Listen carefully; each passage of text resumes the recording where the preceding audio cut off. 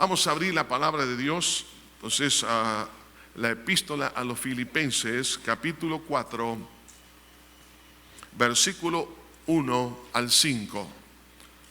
Filipenses capítulo 4, versículo 1 al 5.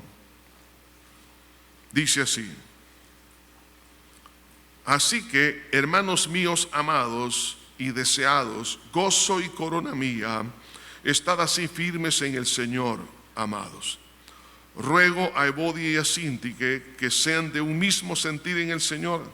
Asimismo te ruego también a ti, compañero fiel, que ayudes a estas que combatieron juntamente conmigo en el Evangelio, con Clemente también y los demás colaboradores míos, cuyos nombres están en el libro de la vida. Regocijaos en el Señor siempre. Otra vez os digo, regocijaos. Vuestra gentileza sea conocida de todos los hombres. El Señor está cerca. Padre, gracias por tu palabra, la cual es viva y es eficaz. Señor, glorifícate como siempre lo haces. Señor, te pido que me ayudes a poder entregar este consejo de tu palabra. Sé tú, Señor, hablando el corazón. Te pido, Señor, que dé fruto esta palabra 100% en nuestras vidas, y que podamos disfrutar, Señor, en el tránsito de esta vida, maravillas, milagros, Señor, donde tú, Señor, te has de glorificar. En el bello nombre de Cristo lo pedimos todo. Amén, mi Jesús, y amén. En una oportunidad el Señor Jesucristo untó lodo en los ojos de un ciego y le dijo que se fuera a lavar al estanque de Betesda. Jesús pudo haberlo sanado, como lo hizo con muchos otros ciegos. Inmediatamente por la palabra o al imponer las manos, el Señor lo sanó. Pero en este caso, Dios estaba esperando que este hombre diera ciertos pasos de fe. Así también hoy en día, Dios tiene maravillas, milagros, cosas grandes que quiere hacer en nosotros, pero necesita que nosotros demos pasos de fe. Y cuando este ciego, dice la Biblia, fue al estanque de Betesda y se lavó, comenzó a ver. En la vida cristiana hay cosas que usted y yo tenemos que poner en práctica como un acto de fe, y esto nos lleva a la obediencia. Si usted y yo no caminamos por fe, no tomamos decisiones, entonces nos vamos a quedar ciegos. Jesús ya le había prometido la sanidad al ponerle lodo, pero depende de este hombre el ir caminando hasta recibir el milagro. Así también Dios quiere darnos muchas cosas, Dios quiere responder a nuestras peticiones, pero el Señor espera que nosotros seamos obedientes a través de la fe. Es por eso, hermanos, que al leer esta porción, aquí por lo menos podemos observar 4 decisiones importantes que usted y yo necesitamos dar. Dios hace lo suyo, pero Dios espera que usted y yo hagamos lo nuestro. Es por eso que quiero hablarles en esta hora bajo el tema 4 decisiones de fe que harán la vida cristiana satisfactoria. La vida cristiana, hermanos, tiene sus grandes satisfacciones, pero necesitamos cada uno de nosotros poner en práctica las cosas que Dios nos ha mandado. Lo primero que observamos en este versículo 1, que dice así: Así que, hermanos míos amados y deseados, gozo y corona mía, estad así firmes en el Señor, amados. Vea, esta iglesia de Filipo estaba siendo perseguida, pero se mantenían firmes. Y ahora Pablo, él afirma la virtud que ellos tenían. Era una virtud de fidelidad al Señor. Es por eso que la primera decisión de fe que necesitamos hacer es reforzar lo bueno. Normalmente nosotros siempre andamos observando lo que es negativo. Esto me recuerda haber leído un tiempo atrás sobre los buitres, que los buitres pueden pasar por un lindo jardín, pueden ver las flores más bellas, sin embargo no les llama la atención. Lo único que les llama la atención es la carne que ya está en descomposición. Así decía este autor: podemos pasar a lo largo de nuestra vida y no observamos las cosas positivas de las personas, sino solo aquellas cosas negativas. Pero ahora, hermanos, necesitamos como cristianos el poder ver lo bueno que hay en otras personas. Pablo estaba viendo las virtudes que estaban en esta iglesia, y él lo que está haciendo es reforzarlas.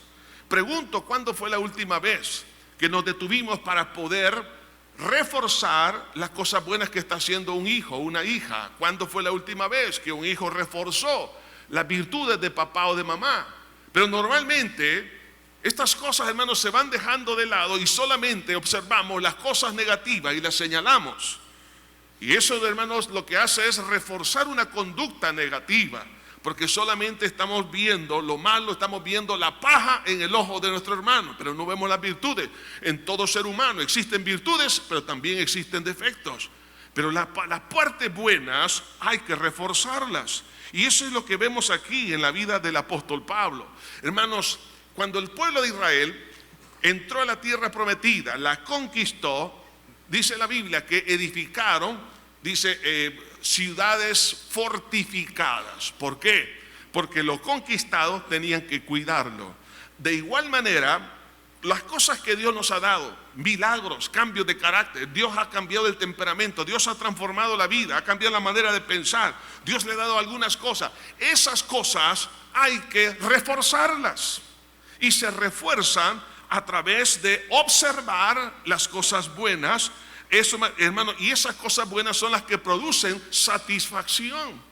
Trae alegría no solamente para el que la practica, sino para el que la está observando.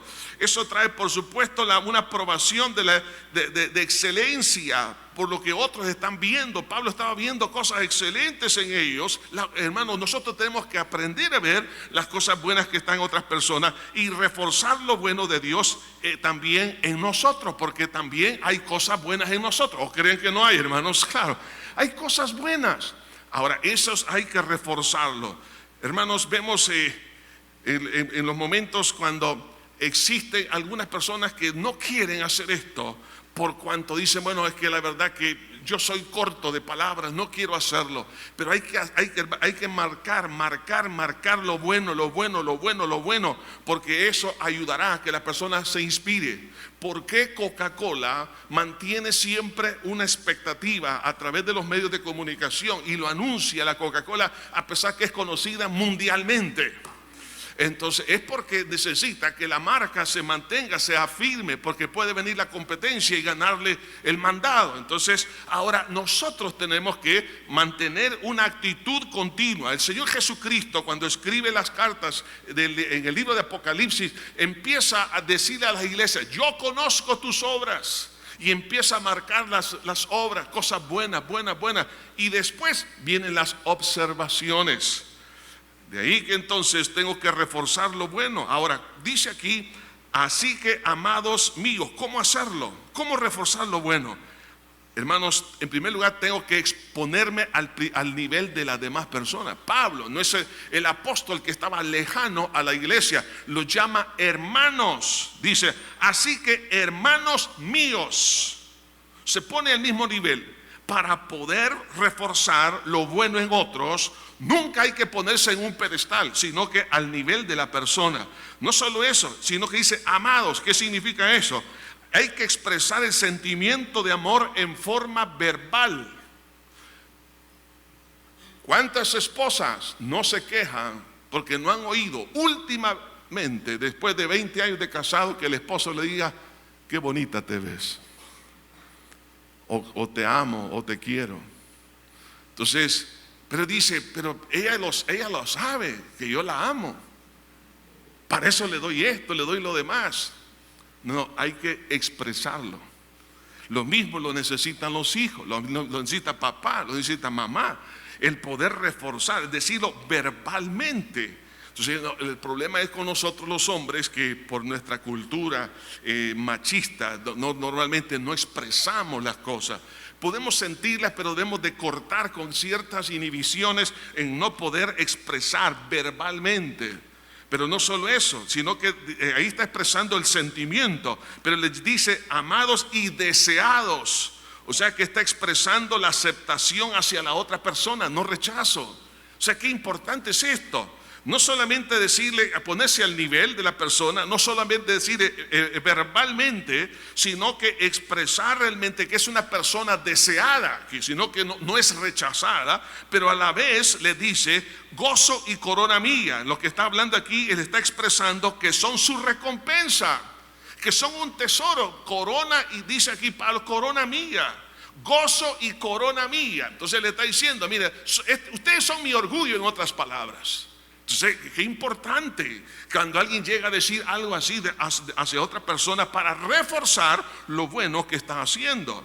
¿Por qué? Porque esta iglesia de Filipo estaba siendo perseguida hasta la muerte, y por eso le dice, estad así firmes en el Señor. Hermanos, en nuestro país y en todo el mundo lo que hacen es señalar siempre las cosas oscuras, ver la paja que está en el ojo del hermano. Pero ¿por qué no vemos las cosas buenas? Por favor, hermana, por favor, caballero, ¿por qué cada uno de nosotros no empezamos a practicar lo que dice la palabra? Observemos las cosas buenas de la esposa, observemos las cosas buenas del esposo, observemos las cosas buenas de los padres. Alguien podría decir, pero mi papá me abandonó. Pero ¿habrá alguna cosa buena de papá?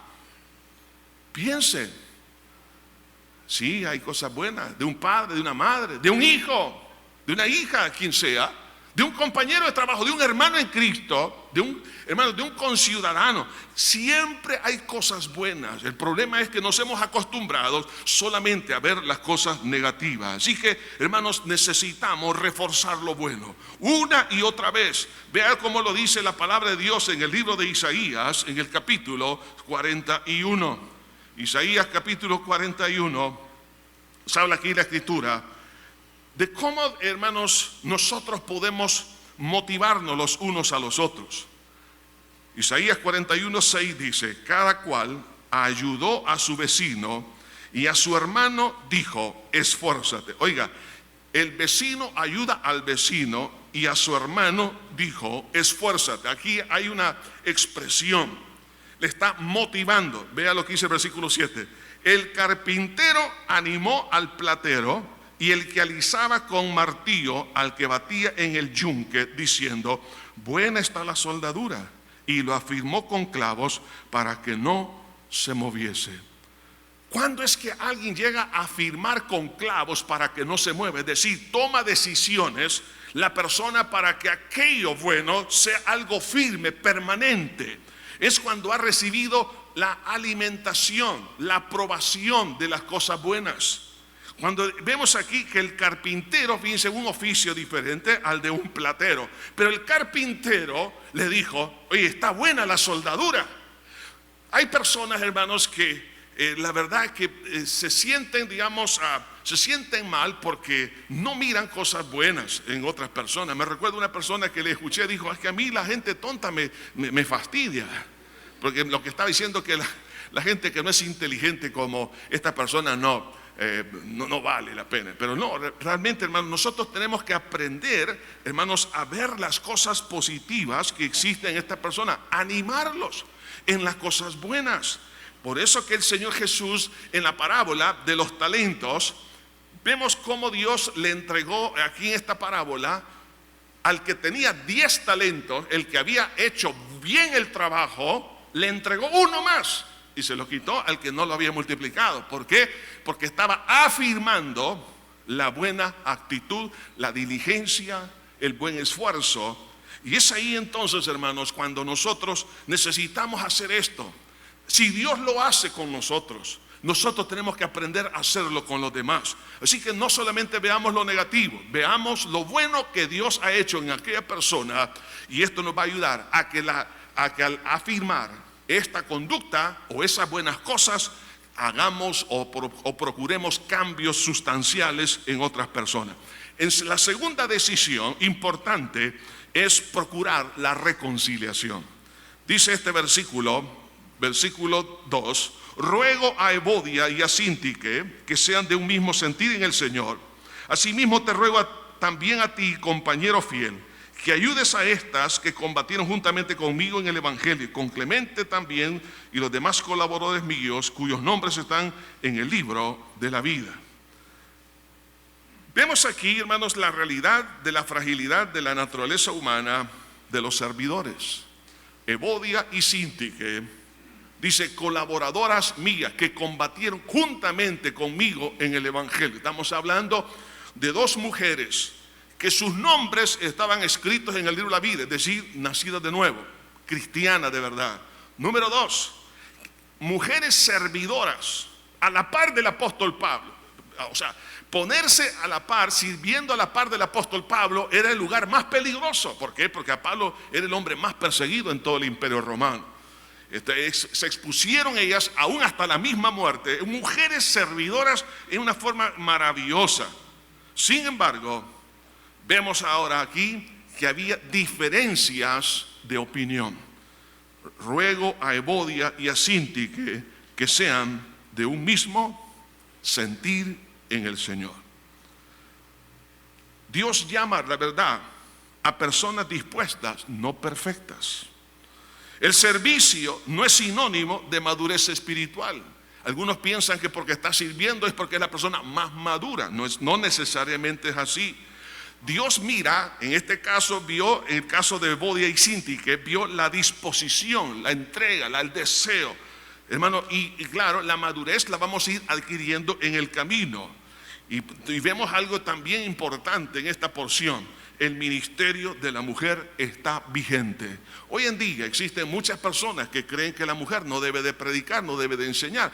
El problema de estos predicadores y maestros es porque no han comprendido, a la luz de una verdadera exégesis de la palabra, comprender algunos términos que Pablo usa, por ejemplo, cuando dice, y la mujer cae en la congregación.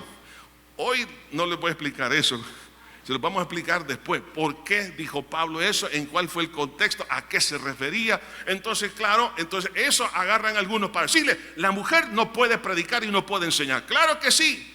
Estas mujeres que están aquí, ellas dicen, combatieron juntamente conmigo, no por llevarle pupusas, hermanos, al apóstol Pablo, no para llevarles ahí comida, no llevarles otra, no, sino que combatieron. ¿A qué se está refiriendo estrictamente ese término?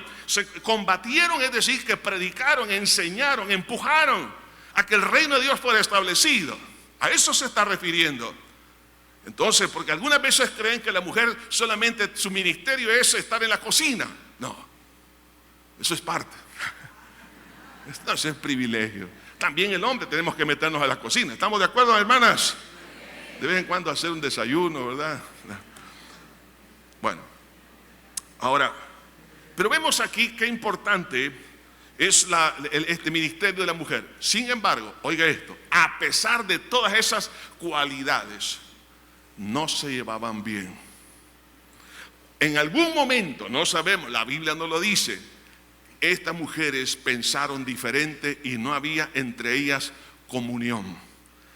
Hermanos, no se desespere, no se desanime cuando usted vea algo así, porque eso es parte de la vida natural, en el proceso de crecimiento de un cristiano en Cristo. Entonces, que va a haber algunas digamos, falta de unidad, pero es porque existen opiniones diversas. Entonces el distanciamiento de estas dos mujeres de Dios era que no estaban en un mismo sentir.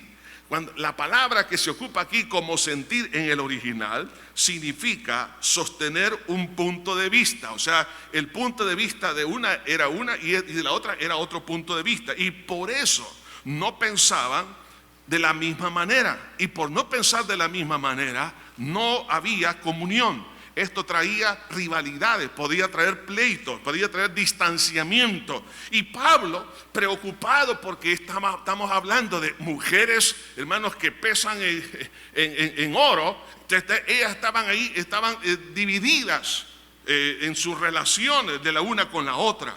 Ahora, y todo por cuanto no estaban de acuerdo. Ahora, la pregunta es, ¿por qué? Es que no había unanimidad. Hermanos, la palabra unanimidad en la Biblia significa estar en una misma mente. En Hechos capítulo 2, versículo 1 dice, hablando de la iglesia, dice, estaban todos unánimes juntos. Hoy estamos juntos aquí, pero no necesariamente estamos unánimes. Físicamente estamos sentados. En una familia, hermano, pueden estar todos ahí en la misma mesa, cenando, almorzando, pero no significa que están en una misma mente. Entonces, Dios quiere que estemos juntos, pero en una misma mente también. Es ahí donde se cumple lo que dice la Biblia en el Salmo 133. Es ahí donde Jehová envía bendición y vida eterna. ¿Dónde? Donde están los hermanos en armonía. Entonces, para poder estar en armonía, se requiere entonces de aceptar la opinión de la palabra de Dios. Y aquí está la clave. ¿Cómo reconciliar dos posiciones diferentes? En primer lugar, lo que necesitamos básicamente es aceptar la opinión de la palabra sobre la opinión personal. Entonces, en este caso, Evodia y Síntique tenían que pensar de esta manera: ¿qué dice la Biblia? Claro, la palabra de Dios nos tiene que convencer. Y yo tengo que aceptar la opinión bíblica sobre la opinión personal. Ahora, si las dos, al ponerse de acuerdo sobre lo que dice la Biblia, entonces iban a estar en una misma mente, en un mismo sentir. De ahí que, hermanos, la medida importante para solucionar las diferencias entre nosotros es, hermanos, que necesitamos ponernos de acuerdo a lo que dice la palabra de Dios. Estimado esposo, esposa, ¿usted cree que no se pueden poner de acuerdo? No se pueden poner de acuerdo con algunos en el trabajo, con algún compañero en el ministerio. Bueno, entonces pongamos a un lado nuestras posiciones y aceptemos la posición bíblica. Entonces, si aceptamos lo que dice la Biblia, nos podremos reconciliar. Esposa y esposo, usted dice que es irreconciliable sus problemas matrimoniales. No es cierto. Sí se puede reconciliar si estamos de acuerdo a la palabra de Dios. Ahora, si alguien dice esto no es cierto, no es posible, entonces no es posible. ¿Por qué? Porque usted no quiere aceptar la opinión de Dios sobre su opinión personal. La segunda medida importante es reconocer que estamos de paso. Dice, vuestros nombres están, y sus nombres, dice, están escritos en el libro de la vida. Evodia y Síntique, Clemente y los demás que menciona Pablo ahí, o habla de otro equipo, sus nombres están escritos en el libro de la vida. Hermano, si su nombre y mi nombre está escrito en el libro de la vida, ¿por qué vivir, hermano, con ese distanciamiento si estamos de paso? Si estamos de paso, ¿para qué complicarnos la vida? Disfrutemos el poco tiempo que vamos a estar aquí, hermanos, en este cuerpo. Disfrutémoslo. Pero qué triste es cuando un esposo, una esposa, hermanos, se levantan, ni siquiera se dicen buenos días, no se hablan o duermen en habitaciones separadas. No puede haber, ¿por qué? Porque es ese orgullo, es que yo tengo la razón, es que yo tengo la otra. No, hermano, la razón la tiene Dios. Entonces, si podemos reconciliar, hermano, eso es importante porque sabemos que vamos de paso. Y si somos peregrinos y advenedizos, hermanos, es porque tarde o temprano vamos a partir de esta tierra. Pero también hay que buscar algún intermediario cuando sea necesario. Por eso Pablo le escribe, dice acá: asimismo te ruego también a ti, compañero fiel, que ayudes a estas que combatieron juntamente conmigo. En otras palabras, mira, ayúdales a que reconcilien. El Señor Jesucristo dijo: si tu hermano ha pecado contra ti, ve tú y estando y él solo. Si no te oyere, llama a 2 o 3 testigos. La primera medida es platicar, dialogar personalmente con un compañero de trabajo, un hermano en Cristo, en la familia, papá con los hijos, los padres con los... Bueno, cada uno platicando, dialogando. Si no se pueden poner de acuerdo, entonces Pablo lo que estaba observando aquí era que ellas, a pesar que lo más probable que habían platicado, pero aún así no se ponían de acuerdo, entonces pide a un intermediario: ayúdales, ayúdale. Que es importante pedir consejo, pedir una ayuda. Hermano, antes de tomar decisiones equivocadas, que después le pueda pesar de mucho, hay que pedir ayuda. Pida consejo a un padre, pida consejo a una madre, pida consejo hasta a los hijos también. Pida consejo a alguien, a los pastores, a líderes, hermanos en Cristo, gente que usted sabe que le va a dar un buen consejo a la luz de la palabra de Dios. Entonces dice: si no te oyere, Bueno, dice, llama a 2 o 3 testigos. Y ahora Pablo está llamando aquí a un intermediario. Entonces, qué importante es, hermanos, el poder tomar decisiones para reconciliar. La tercera decisión para que nuestra vida cristiana sea placentera, aparte de reforzar lo bueno en otros, aparte de reconciliar, buscar el reconcilio, no solamente nuestro con otras personas, sino el reconcilio entre otras personas. Pero también el buscar siempre, en tercer lugar, la alegría en Jesús. Miren lo que dice el versículo 4. Regocijaos en el Señor siempre. Otra vez digo, regocijaos. Se han hecho muchos estudios acerca de la alegría. Algunos, en la mayoría, llegan a tener, digamos, algunas referencias comunes. Entre ellos, por ejemplo, piensan muchos que la alegría viene de la estabilidad económica o también de la estabilidad matrimonial, un matrimonio estable, seguro. Para otros, la admiración social. Para otros, la alegría la relacionan con la música, y muchos al oír música se sienten alegres. Además, otros creen que estar ocupado sirviendo a otros, el servir al prójimo, claro, eso es importante, eso trae alegría. También el valorar lo que uno tiene y no lo que no tiene o lo que le falta. Y hay otras razones de las cuales han llegado algunos estudios que dicen que esto realmente produce alegría. Sin embargo, todo esto es relativo. ¿Por qué? Porque las circunstancias, las personas, todo cambia, todo está cambiando continuamente. Ahora, por eso Pablo, estando en la cárcel cuando escribe esta epístola, ¿cómo es posible que Pablo estaba alegre en la cárcel? ¿Cómo es posible que Pablo adorase a Dios y estaba feliz? Eso significa que Pablo se reía, hermanos. Cuando él dice, regocijaos en el Señor siempre, otra vez os digo, regocijaos. ¿Por qué? Porque la alegría que viene de Dios, a eso se está refiriendo. No la alegría que viene del mundo, sino la que viene de Dios. A eso nos quiere conducir el Señor. Pero existe hoy en día, cuando alguien no sabe dónde está la verdadera fuente de alegría, vienen las tentaciones de la falsa alegría.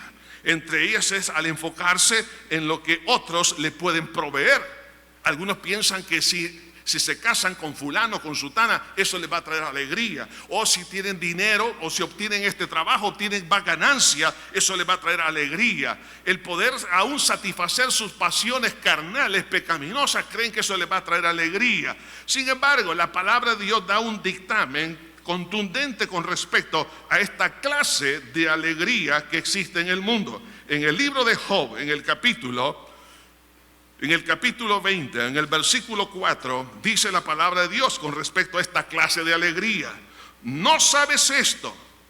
Que así fue siempre, desde el tiempo que fue puesto el hombre sobre la tierra, que la alegría de los malos es breve y el gozo de los impíos como un momento. La alegría que viene del mundo es fugaz, es una alegría ficticia, es una burda imitación de la alegría que solamente puede venir de Dios. Cuando la Biblia dice el gozo de Jehová es nuestra fortaleza, porque Dios en sí mismo no solamente es santo, no solamente Él es eterno, pero en sí mismo Dios es gozo, como Él también es paz.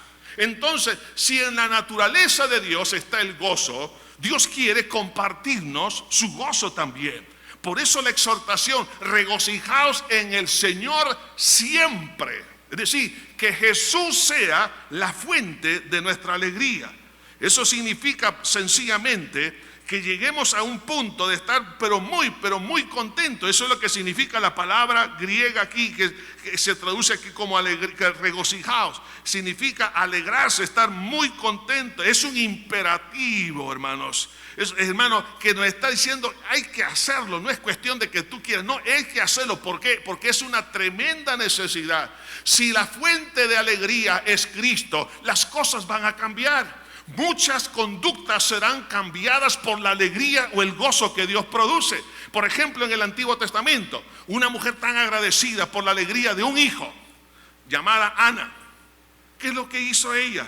Consagró a su hijo, al joven Samuel, para Dios. Cuando alguien está tan alegre con Dios, entonces consagra lo que cree que no puede consagrar, o dedicar lo que tiene que dedicar a Dios. Vemos, por ejemplo, cuando el pueblo de Israel estuvo tan contento, ellos destruyeron todos los ídolos. ¿Por qué? Porque cuando una persona está, el gozo de Dios lo ha llenado, con mucha facilidad va a arrancar la idolatría que está en su corazón, va a romper ataduras, los huesos lo va a tirar, hermano, de su mente, de su corazón. Lo que no sirve lo va a sacar espontáneamente. ¿Por qué? Porque tiene el gozo de Dios y sabe que no hay ningún competidor a ello. Vemos el caso, por ejemplo, de la Virgen María. Cuando ella estaba tan contenta por el milagro de la concepción y empieza a decir, me llamarán bienaventurada. Ella estaba en ese cántico que ella está expresando en Lucas 1, 47 al 48. Ella expresa la alegría. Pero ¿qué hizo la alegría, el gozo de Dios en ella? Que ella fuera una mujer perseverante. ¿Quién estuvo al final a la pie de la cruz? Y dice la Biblia, y María su madre estaba cerca de la cruz. ¿Por qué? Porque el gozo hace a una persona que venza cualquier clase de obstáculo. Ella vio todos los obstáculos que vinieron en la vida del Señor Jesús, persecución tras persecución, el oír todo lo que se decía de Cristo, la blasfemia, los insultos, tantas cosas. Sin embargo, el gozo de Dios le ayudó a terminar su carrera. Vemos, hermanos, que el gozo, hermanos, la alegría es un milagro que Dios quiere impartirnos a nosotros. Por eso en el libro de Jeremías, Dios nos dice en el capítulo 30, en el versículo 18, así ha dicho Jehová, he aquí, yo hago volver los cautivos de las tiendas de Jacob, y de las tiendas tendré misericordia, y la ciudad será edificada sobre su colina, y el templo será asentado según su forma, y saldrán de ellos acción de gracias y voz de nación que está en regocijo, y los multiplicaré y no serás disminuido, los multiplicaré y no serán menoscabados.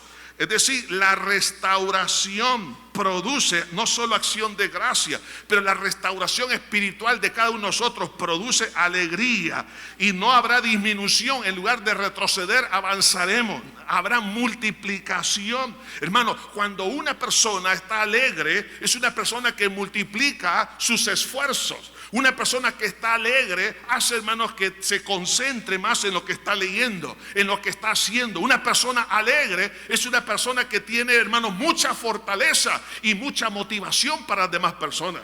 Lo contrario, la depresión, la tristeza, disminuye la capacidad aún intelectual, aún la capacidad física.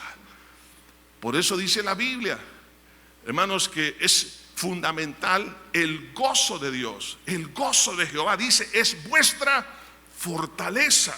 Entonces, si vemos aquí esta exhortación, yo tengo que tomar una determinación, y es cortar con toda idea falsa que la alegría viene del alcohol, viene del sexo ilícito, viene del dinero. La alegría viene del deporte, la alegría viene, no, la verdadera alegría, hermano, viene de la gloria, de la presencia del Señor.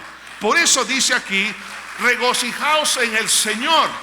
Es decir, disfruta al máximo el gozo de la presencia de Cristo. La presencia de Jesús es gozo. Cuando el Espíritu Santo, hermano, nos ministra, hermano, no existe mayor satisfacción y alegría.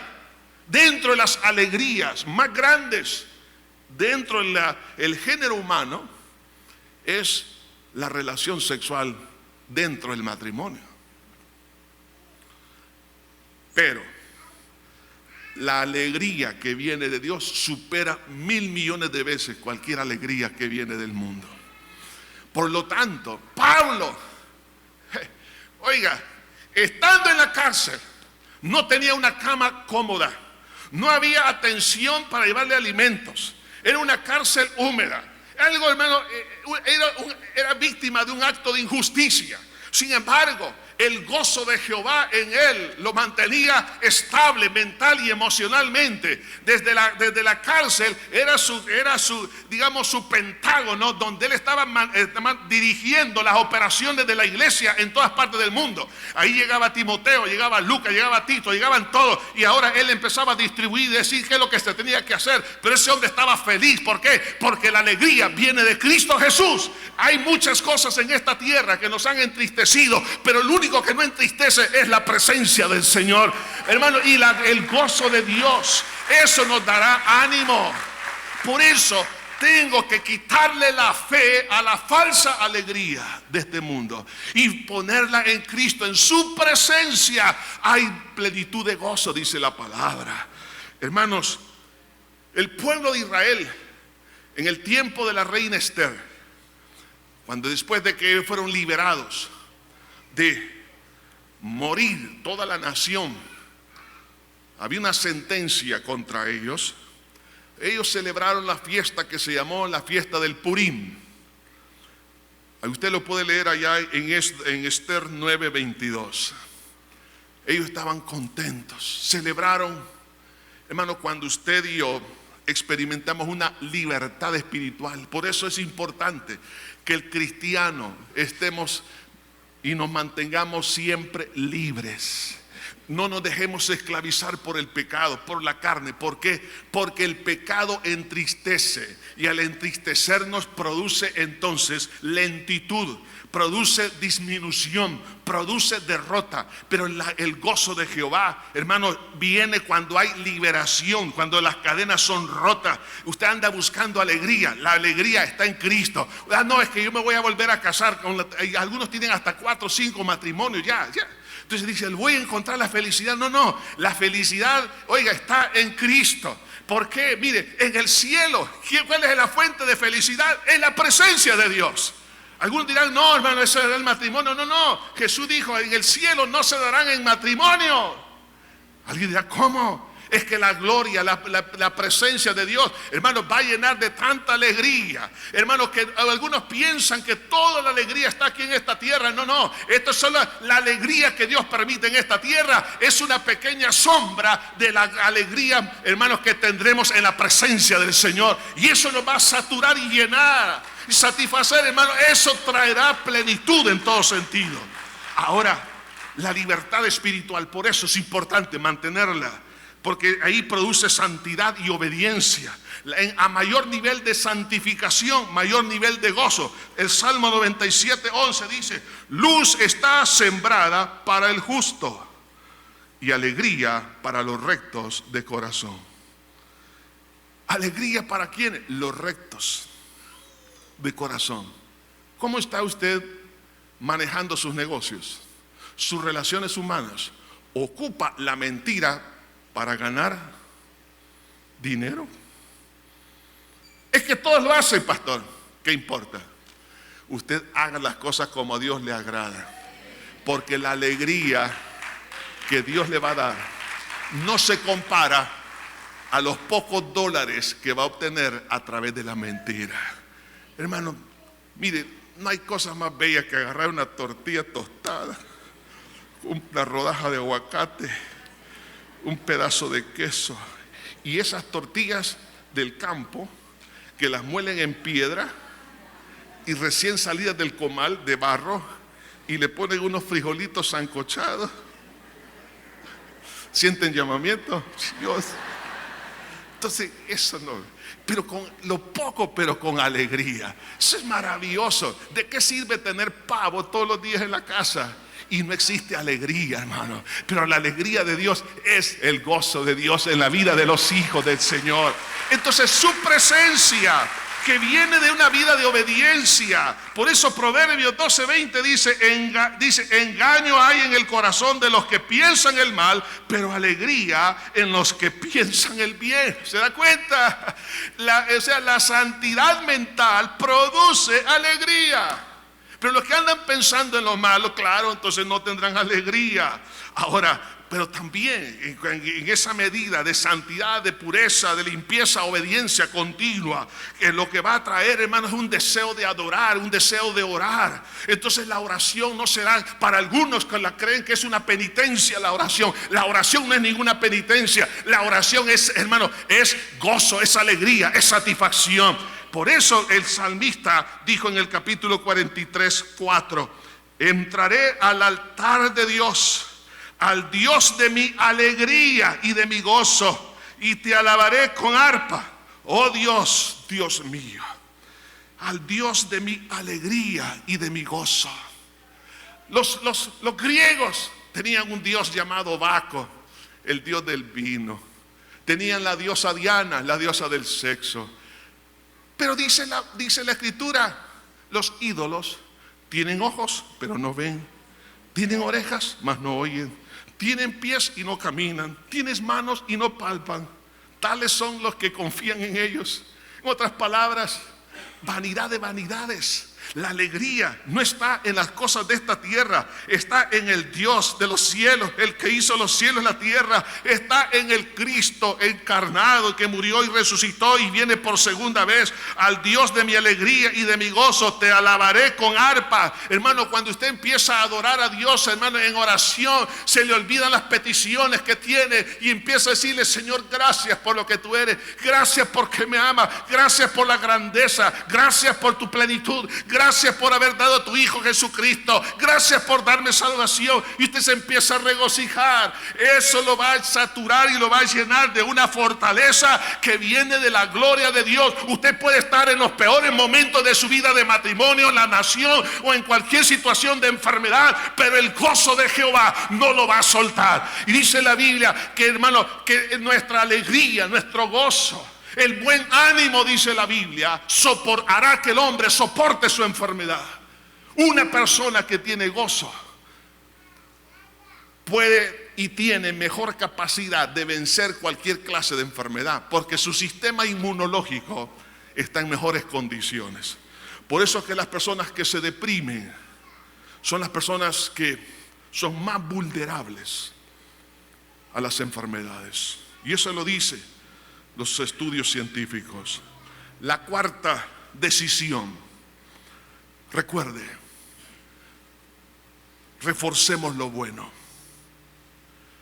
Importante, cuando yo refuerzo lo bueno en otros, esto me ayudará a mí. Segundo, tengo que procurar la reconciliación mía con otros o entre otras personas, poder colaborar. El poder hacer esto nos va a traer satisfacción. Tercero, buscar la alegría en Jesús. Y cuarto, versículo 5, dice así: vuestra gentileza sea conocida de todos los hombres. El Señor está cerca. Por cuanto Él está cerca, entonces tengo que tomar en consideración todas estas indicaciones. La palabra gentileza es una de las palabras griegas más difíciles, entre otras, de poder ser traducidas al castellano. Por eso que en algunas versiones tienen que usar 2 o 3 palabras para describir una palabra en griego. Y esta es una de ellas, la palabra gentileza. Normalmente se traduce como gentileza, benignidad, bondad. Aunque tiene que ver con esto, pero no completa la idea. Porque la palabra significa ajustado o equitativo. Es decir, que la gentileza que se traduce aquí, hermano, es un acto de misericordia, es un acto de amabilidad hacia otra persona, pero siendo considerado o considerando a la persona sin violar la ley. Es decir, vemos un caso en la palabra, el caso del Señor Jesús, cuando le traen una mujer sorprendida en el acto mismo del adulterio. los fariseos venían con piedras para matar a esa mujer. Personas muy apegadas a la ley, muy dogmáticos, implacables. Hay algunas naciones y hay algunas personas que se aferran a la ley, a lo que dice estrictamente la ley, y de ahí no se salen y se sienten como, hacen de la ley su Dios. Y si estamos haciendo lo correcto. Y vienen los fariseos y le dicen a Jesús: ¿y tú qué dices? Usted ya sabe lo que hizo el Señor. Pero el trato de Cristo para con esa mujer fue un trato gentil, misericordioso, sin violar la ley. Y le dijo: vete y no peques más. De ahí que entonces la cuarta decisión es marcar la diferencia por la consideración. A eso se refiere la palabra gentileza. Ser considerado o considerar misericordiosamente a otra persona. Vemos un caso también en el Antiguo Testamento. Cuando Esaú venía a encontrarse con su hermano Jacob, se abrazaron, se perdonaron, hubo un reconcilio lindo. Esaú venía con 400 hombres. Entonces Esaú le dice: vente, hermano, ven conmigo. Y entonces Jacob dijo estas palabras: no iré con vosotros, porque tengo ovejas recién paridas y tengo niños. Y tengo que ir, oiga esto, tengo que ir al paso de los niños y de las ovejas, para que no desfallezcan. Eso se llama consideración. Hacer misericordia. Si a usted, por ejemplo, algunos de ustedes son catedráticos, son maestros, ¿saben qué? Hay algunos que les cuesta aprender. Y algunos son tan apegados a la ley que los quiebran a todos para decir: soy un buen maestro. No, hay que ver por qué no aprende, qué es lo que le está afectando. Hay momentos que uno mira en el aula de clase personas que se distraen, que están tristes. Entonces tengo que ver, entonces eso les afecta en sus notas. Entonces eso pasa, hermano, en la familia. Hay que aprender a ir al paso de las mujeres, de los niños y de las ovejas. Eso se llama, aquí, hermanos, se llama consideración. O sea que no tenemos por qué, hermanos, hacer que las demás personas caminen al ritmo suyo y mío. Si Dios, hermanos, ha sido tan considerado, ¿se puede usted imaginar? Sí, hermano, nosotros no hemos caminado al ritmo de Dios, pero Dios ha sido considerado con nosotros. Ha sido tan considerado el Señor por su bondad, su misericordia. Entonces, en ese sentido, nosotros tenemos que hacerlo. Hay, por ejemplo, hay esposas que están enfermas o esposos que están enfermos. Y entonces, si el cónyuge le está exigiendo lo mismo, aún, y le voy a decir esto, estimado caballero, si su esposa está enferma, no le exija relaciones sexuales cuando ella está enferma.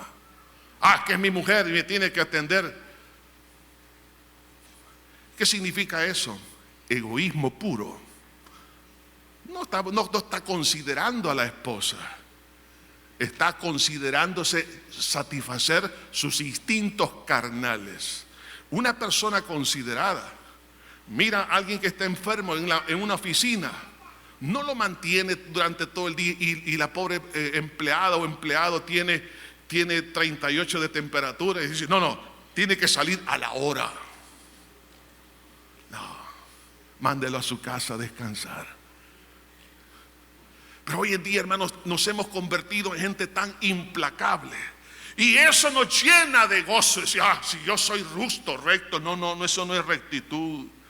Hermano, ahí estamos ocultando algo que está, hermanos, está mal en nuestra vida. Pero, hermanos, ¿qué pasa cuando alguien es considerado? La persona se adapta, hermanos, por considerar la capacidad de las demás personas. Cuando una persona es considerada, motiva a las demás personas a ser misericordioso por la vulnerabilidad que se encuentran los demás. Establece relaciones sociales perduraderas. Una persona que es considerada, que es gentil, como lo traduce aquí la palabra, hermano, de la Reina Valera del 60, significa entonces que es una persona que hará que sus relaciones sociales, las relaciones humanas, sean perduraderas. No se le va a olvidar a aquella persona que un día usted le vio que solamente estaba comiendo ejotes con sal, o una tortilla y un pedazo de queso, y usted fue considerado y le mandó a comprar comida. Usted dirá, esa persona no se le va a olvidar. El ser considerados, hermanos, no apretar, no ahogar, no estrangular. Ahora, hay personas que abusan, y este es el caso en el Antiguo Testamento de una persona llamada Mefiboset. David hizo consideración de él, pero Mefiboset abusó de la consideración, al punto que luego le clavó un puñal por la espalda, figurativamente hablando. Hay personas que creen que porque el cristiano es considerado, hay que darle a la gente todo lo que pida. No.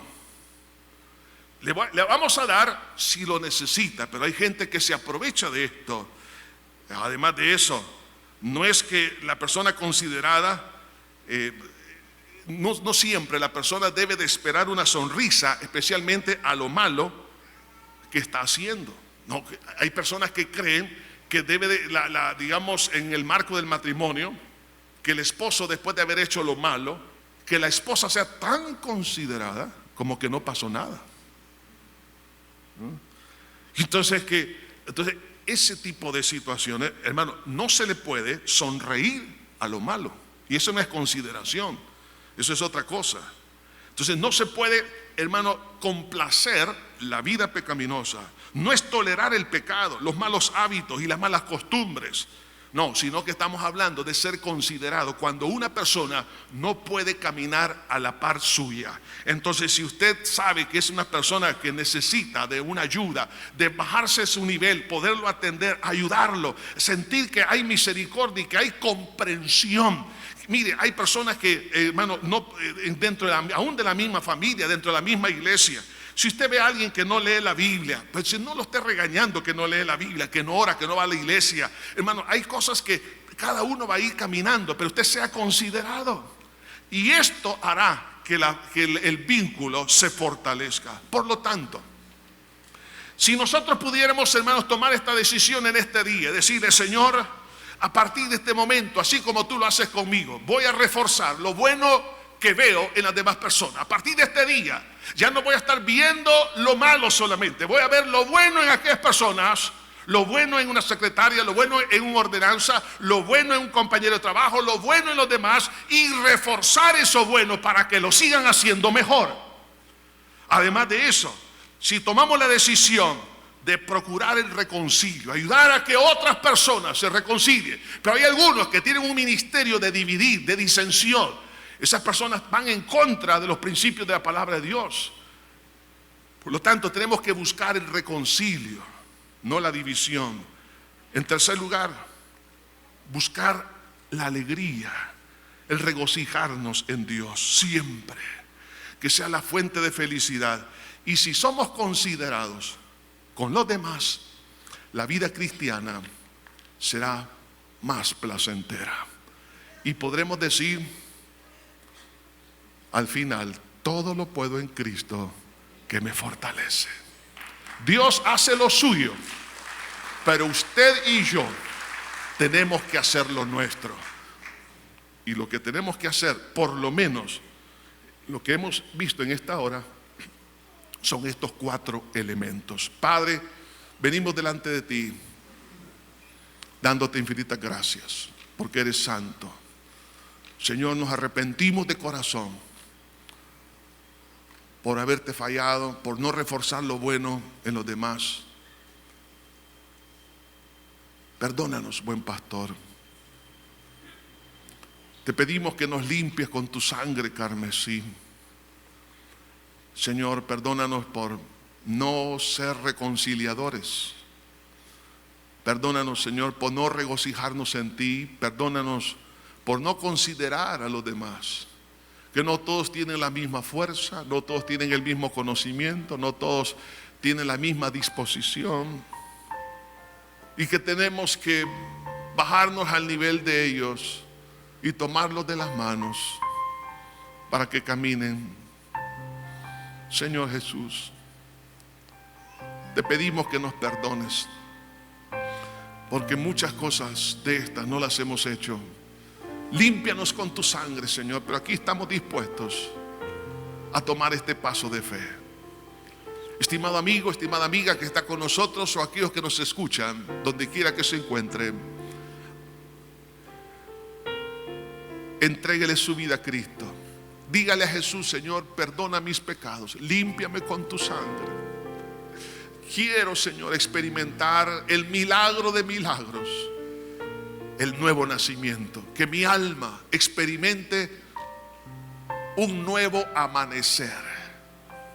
Eso es la salvación. Si usted quiere, ahí donde está, repita en voz alta esta oración. Diga conmigo: Padre eterno que estás en los cielos, te pido que me perdones todos mis pecados. Límpiame con tu sangre que derramaste en la cruz del Calvario. Reconozco que soy una persona pecadora. Me duele, oh Dios, el haberte herido con tantas ofensas. Perdóname por haberte despreciado a ti por el pecado. Pero por la fe en tu sangre recibo el perdón. Creo que resucitaste para darme una vida nueva, una conciencia nueva. Por lo tanto, te recibo en mi corazón como mi único Salvador y Señor de mi vida. En el bello nombre de Cristo Jesús. Gracias, Señor. Amén. Padre, bendice estas vidas que han tomado a bien el dar este paso. Pero ahora también, Señor, ayúdanos, Señor, a poder tomar estas decisiones importantes. Tú vas a hacer lo tuyo, Señor, pero tú esperas que así como aquel ciego con lodo en sus ojos caminó hasta Siloé, ahora nosotros tenemos que aprender también a reforzar lo bueno en otras personas. Ayúdanos, Señor, a buscar el reconcilio de las demás personas. Ayúdanos, Señor, a alegrarnos en ti. Y también, Padre, el poder ser considerados con los demás. Padre, gracias. Señor, que el amor tuyo fluya en la iglesia. Fluya, Señor. Padre, que las relaciones de hermandad en tu pueblo sean cada día más firmes, más gloriosas. En Cristo Jesús lo pedimos todo. Amén y amén.